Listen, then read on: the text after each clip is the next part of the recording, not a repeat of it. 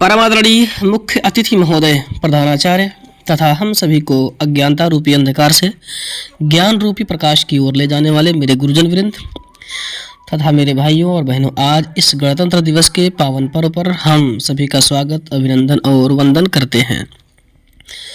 आज हम अपने देश का 74वां गणतंत्र दिवस मना रहे हैं। हमारा देश 15 अगस्त 1947 को आज़ाद जरूर हुआ था, लेकिन लागू हुआ था 26 जनवरी 1950 को। देश स्वतंत्र होने के बाद देश में संविधान की आवश्यकता पड़ी, जिसको बनाने के लिए संविधान सभा बनी, जिसकी प्रथम बैठक 9 दिसंबर 1946 को हुई, जिसमें डॉक्टर सच्चिदानंद सिन्हा को अस्थायी सदस्य के रूप में नियुक्त किया गया। उसके बाद 11 दिसंबर 1946 को संविधान सभा की दूसरी बैठक हुई, जिसमें डॉक्टर राजेंद्र प्रसाद को अस्थायी सदस्य नियुक्त किया गया।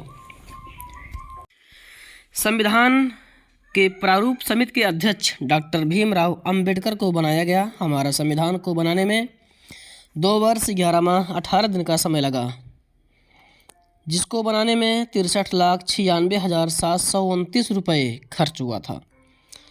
डॉक्टर भीमराव अंबेडकर को संविधान का निर्माता कहा जाता है। संविधान को 24 नवंबर 1949 को स्वीकार कर लिया गया था और 26 जनवरी 1950 को पूर्ण रूप से हमारा संविधान पूरे देश में लागू हो गया। इसी वजह से हर साल 26 जनवरी को गणतंत्र दिवस के रूप में मनाया जाता है।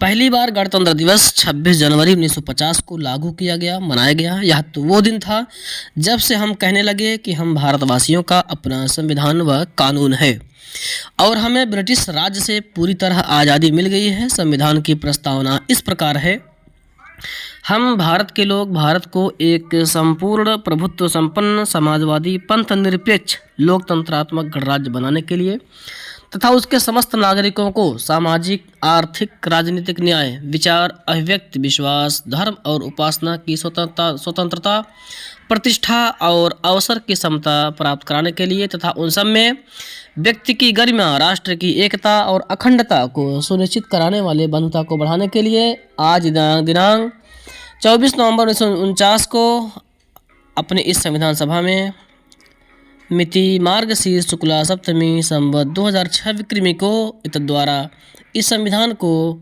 अंगीकृत, अधिनियमित और आत्मार्पित करते हैं। साथियों, यह संविधान ही है जो भारत के नागरिकों को एक सूत्र में बांधे रखता है, इसलिए यह दिन हमारे लिए बहुत खास है। संविधान वह दस्तावेज है जो बताता है कि भारत सरकार कैसे काम करती है और इस देश के नागरिकों का क्या कर्तव्य और क्या अधिकार है। मैं उन महान नेताओं और स्वतंत्रता सेनानियों को धन्यवाद देते हुए अपना वक्तव्य को समाप्त करना चाहता हूं, जिन्होंने देश के लिए अपने जीवन को बलिदान कर दिया ताकि हम एक लोकतांत्रिक राष्ट्र में रह सके। इसके साथ ही मुझे आपस में अपने विचार रखने का अवसर दिया। इसके लिए आप सभी का एक बार फिर से धन्यवाद। जय हिंद।